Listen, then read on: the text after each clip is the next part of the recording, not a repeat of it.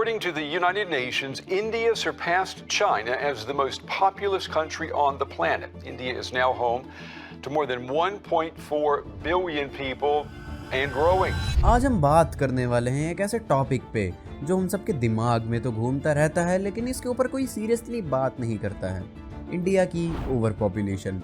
Imagine कीजिए, आप मुंबई जैसे शहर में सुबह 8 बजे अपने काम पे जाने के लिए एक लोकल ट्रेन पकड़ने की कोशिश करते हैं। आप स्टेशन पे पहुंचते हैं एंड आपको पता चलता है कि उस ट्रेन को पकड़ने के लिए तो ऑलरेडी इतनी ज़्यादा भीड़ है कि आपका उस ट्रेन में घुसना नियरली इम्पॉसिबल है। आप कैसे भी करके लोगों को धक्का मार के साइड में करके उस ट्रेन के अंदर घुस जाते हो एंड आपको तभी पीछे से और 2-3 लोगों की आवाज़ आती है जो आपको धक्का दे रहे हैं एंड बोल रहे हैं कि भाई थोड़ा आगे हो जाओ, हमें भी जगह दे दो, हमें भी ट्रेन में चढ़ना है। एंड आपके दिमाग में एक चीज़ चलती है कि इस ट्रेन में आगे पीछे होना तो छोड़ो, सांस लेने की जगह तक नहीं है। एंड इस चीज़ को इमेजिन करना कोई मुश्किल चीज़ नहीं है, क्योंकि ऐसी ज़िंदगी हज़ारों लोग मुंबई में रोज़ जी रहे हैं। एंड इस सारे इंसिडेंट के पीछे सिर्फ एक ही इशू आता है, जो है ओवर पॉपुलेशन। हमें ओवर पॉपुलेशन हमारी रोज़मर्रा की ज़िंदगी में देखने को मिलती है, चाहे आप इंडिया के कोई से भी कोने में हो। हमें रोज़ overcrowded buses, overcrowded streets, overcrowded public spots देखने के लिए मिलते हैं। एंड इन सारी overcrowding and overpopulation का हमारी ज़िंदगी पे बहुत ही ज़्यादा बुरा इम्पैक्ट पड़ता है। एंड आज के इस वीडियो में हम यही जानने वाले हैं कि इंडिया के अंदर ओवर पॉपुलेशन इतना बड़ा इशू बना कैसे।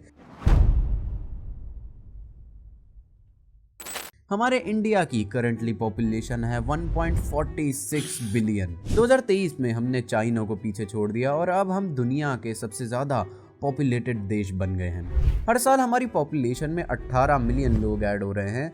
आप इस चीज़ का अंदाज़ा इस तरीके से लगा सकते हैं कि ऑस्ट्रेलिया की करंट पॉपुलेशन 26.9 मिलियन है एंड हम 1.5 साल के अंदर अंदर ऑस्ट्रेलिया की पूरी पॉपुलेशन से ज़्यादा बच्चे पैदा कर देते हैं। लेकिन हमारी पॉपुलेशन इतनी ज़्यादा बढ़ी कैसे? इस चीज़ को जानने के लिए हमें पहले थोड़ा हिस्ट्री में जाना पड़ेगा। बैक इन 1947 जब इंडिया आज़ाद हुआ तब हम 340 मिलियन पे थे, पर एक पॉपुलेशन बूम आया क्योंकि वैक्सीनेशन आई, डिसीजेस कम हुए, डेथ रेट्स क्रैश कर गए, लेकिन बर्थ रेट्स वो वही के वही हाई रहे। एंड इसी बढ़ती पॉपुलेशन को देखते हुए गवर्नमेंट ने 1952 में फैमिली प्लानिंग स्कीम को लॉन्च किया and one of the first developing nation बना जिसने कोई ऐसी फैमिली प्लानिंग स्कीम को लॉन्च किया था। एंड उसी के दौरान ये लाइन काफ़ी ज़्यादा फेमस होती है, हम दो हमारे दो। एंड उस टाइम पीरियड के अंदर इंडियन पोस्ट ऑफिस काफ़ी सारी स्टैम्प्स भी रिलीज करता है regarding this family planning scheme. And इस टाइम तक लोग अच्छे से गवर्नमेंट के साथ मिलजुल के रह रहे थे, गवर्नमेंट की बातें सुन रहे थे। लेकिन तभी इंडिया की हिस्ट्री में सबसे डार्केस्ट चैप्टर आता है। On 25 June 1975 PM Indira Gandhi nation wide emergency declare कर देती है, जिसके अंदर गवर्नमेंट अपनी पावर का मिसयूज करती है एंड ह्यूमन राइट्स का एक्सप्लॉयटेशन होता है। एंड इसी एमरजेंसी के दौरान गवर्नमेंट पॉपुलेशन को कंट्रोल करने के लिए काफ़ी ज़्यादा फोर्स स्टेरिलाइजेशन करवाती है। लोगों को गाँव से उठाया जाता है, कस्बों से उठाया जाता है एंड उनका फोर्सफुली स्टेरिलाइजेशन करवाया जाता है इस पॉपुलेशन को रोकने के लिए। एंड एमरजेंसी के बाद लोगों का गवर्नमेंट के ऊपर से भरोसा उठ जाता है एंड गवर्नमेंट की किसी भी तरीके की फैमिली प्लानिंग स्कीम से अब लोग कनेक्टेड फील नहीं करते हैं। लेकिन टाइम के साथ साथ अब चीज़ें चेंज हो रही हैं। जहाँ पे पहले एक औरत के एवरेज 6 बच्चे हुआ करते थे, अब एवरेज फर्टिलिटी रेट गिर के 2.1 हो चुका है, जो कि रिप्लेसमेंट लेवल के करीब है। तो ये सुन के आप लोग ये सोच रहे होंगे कि अगर हमारा फर्टिलिटी रेट गिर चुका है तो इसका मतलब ये है कि हमारी पॉपुलेशन कंट्रोल में आ जाएगी, लेकिन इसका बिल्कुल उल्टा है। फर्स्ट ऑफ ऑल, ये डाटा स्टेट वाइज काफ़ी ज़्यादा डिफर करता है। अगर हम बात करें states like UP and Bihar, तो वहाँ का एवरेज फर्टिलिटी रेट 2.5 से लेके 3 पर है। लेकिन अगर हम दूसरी तरफ वही साउथ के स्टेट्स की बात करें, स्टेट्स लाइक केरला, तो वहाँ पे अभी भी एवरेज फर्टिलिटी रेट 1.7 है, जो कि बिलो रिप्लेसमेंट लेवल पे है। एंड सेकंड चीज़ है पॉपुलेशन मोमेंटम। पॉपुलेशन मोमेंटम का मतलब ये है कि जो हमारी पॉपुलेशन पहले से इतनी ज़्यादा बढ़ चुकी है, अगर उसका फर्टिलिटी रेट गिर भी जाए एंड अगर एवरेज कपल 2 बच्चे भी पैदा करे, तो उस चीज़ को, उस पॉपुलेशन को कंट्रोल होने में काफ़ी ज़्यादा टाइम लग जाएगा। ये तो बात हो गई हिस्ट्री की। अब बात करते हैं कि हमारी पॉपुलेशन प्रेजेंट में इतनी ज़्यादा बढ़ कैसे रही है, जिसका सबसे पहला कारण है हाई बर्थ रेट्स। इंडिया में अभी भी 23% ऑफ द लड़कियों की शादी 18 से कम की उम्र में हो जाती जाती हैं, जिससे वो बहुत जल्दी बच्चे पैदा करना शुरू कर देती हैं। एंड प्लस हमारे रूरल एरियाज में एंड इनफैक्ट अर्बन एरियाज में अभी भी लोगों को लड़के की डिमांड बहुत ज़्यादा है। एंड लड़का पैदा करने के चक्कर में लोग 2 लड़कियों से ज़्यादा 3 लड़कियां, 4 लड़कियां, 5 लड़कियां तक पैदा कर लेते हैं, क्योंकि उनको एक लड़का चाहिए होता है। एंड ये चीज़ पॉपुलेशन को इंक्रीज करने में बहुत ज़्यादा योगदान देती है।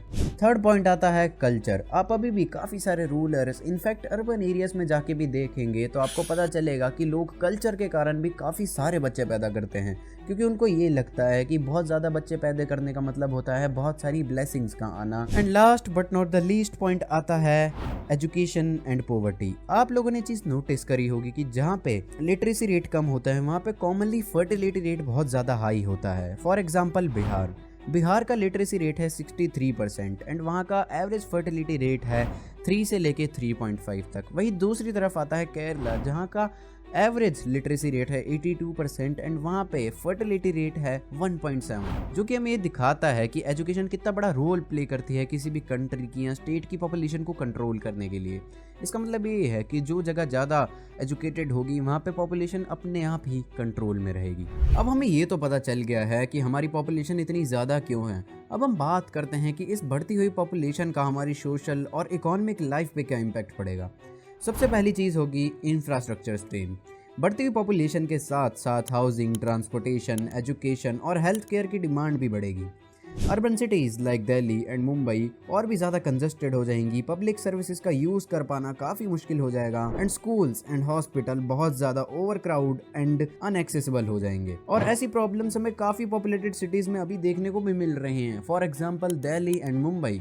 दूसरी प्रॉब्लम होगी जॉब क्रिएशन। इंडिया के अंदर लार्ज वर्किंग एज पॉपुलेशन है एंड अगर पॉपुलेशन काफी ज्यादा बढ़ गई तो ऑटोमेटिकली जॉब्स भी कम हो जाएंगी, जिसके कारण अनएम्प्लॉयमेंट रेट काफी ज्यादा बढ़ जाएगा, जो कि ऑलरेडी ही 7.1% इन 2024 हो चुका है। अब इस पॉपुलेशन के कारण हमारे हॉस्पिटल ओवरक्राउड करेंगे, जिसके कारण डिजीज ट्रांसमिशन के बढ़ने का रिस्क काफी ज्यादा होगा। एंड हमारे स्कूल्स के अंदर भी सेम हॉस्पिटल्स की तरह ओवरक्राउडिंग होगी, जिसके कारण क्वालिटी ऑफ एजुकेशन काफी कम हो जाएगा एंड आगे आने वाली पॉपुलेशन लेस एजुकेटेड होगी। अब हमने सोशल एंड इकोनॉमिक इंपैक्ट्स के बारे में तो जान लिया है, लेकिन उन चीजों से कई बढ़ के ओवर पॉपुलेशन का इंपैक्ट हमारी इन्वायरमेंट एंड रिसोर्सेज पे पड़ेगा। बढ़ती पॉपुलेशन के कारण एक चीज डेफिनेटली होगी, जो है वाटर स्कार्सिटी। इंडिया में पहले ही फ्रेश वाटर रिजर्व्स इतने कम हैं एंड अगर हमारी पॉपुलेशन ऐसे ही बढ़ती गई तो हमारी वाटर नीड्स को पूरा कर पाना इम्पॉसिबल हो जाएगा। एंड हमें इसका इफेक्ट बेंगलोर एंड चेन्नई जैसी सिटीज में देखने को मिल चुका है। चेन्नई में तो 2019 के अंदर वाटर शॉर्टेज के कारण सिटी के 9 मिलियन लोगों को इफेक्ट पहुंचा था। एंड बढ़ती हुई पॉपुलेशन के साथ साथ फूड की डिमांड भी ड्रास्टिकली इंक्रीज होगी, जिसके कारण इंटेंसिव एग्रीकल्चर होगा एंड उसके कारण अल्टीमेटली सॉइल फर्टिलिटी डिक्रीज होगी। एंड बढ़ती डिमांड के कारण फार्मर्स क्रॉप्स पर ज्यादा केमिकल्स एंड पेस्टिसाइड यूज करते हैं, जिससे हमारा एनवायरनमेंट भी डिग्रेड होगा। अब हम बात करते हैं कि इस बढ़ती हुई पॉपुलेशन का हमारे फ्यूचर पे क्या इम्पैक्ट पड़ेगा। क्या हमारी पॉपुलेशन ऐसे ही बढ़ती रहेगी या फिर आगे जाके ये पॉपुलेशन कभी रुकेगी भी। रिसर्च के अकॉर्डिंग इंडिया की पॉपुलेशन 1.7 बिलियन तक टच कर सकती है बाय 2060। हालांकि लोअर फर्टिलिटी रेट के कारण हो सकता है कि फ्यूचर में हमारी पॉपुलेशन स्टेबलाइज हो जाए या फिर इवन लो हो जाए। अब इस पूरी वीडियो को देखने के बाद मैं आप लोगों का ओपिनियन जानना चाहता हूं कि आप लोगों को क्या लगता है कि ओवर पॉपुलेशन हमारे लिए एक बहुत बड़ा इशू बन के आगे आएगा या फिर टाइम के साथ साथ अपने आप ही सॉल्व हो जाएगा। मैंने कोशिश करी थी कि आपको ऑन द पॉइंट सारा कुछ मैं आपको बताने की कोशिश करूं बहुत छोटे से टाइम में, ताकि आप इस पॉपुलेशन जैसे इशू, कॉम्प्लेक्स इशू को आसानी से समझ पाएं। अब मैं आपका ओपिनियन जानना चाहता हूं, तो अपना ओपिनियन कमेंट सेक्शन में बताओ कि आपको क्या लगता है कि हमारी ओवर पॉपुलेशन एक बहुत बड़ा मुद्दा है। क्या हमें इसको लेके गवर्नमेंट से सवाल पूछने चाहिए या फिर ये एक ऐसा इशू है जो अपने आप टाइम के साथ साथ सॉल्व होता जाएगा।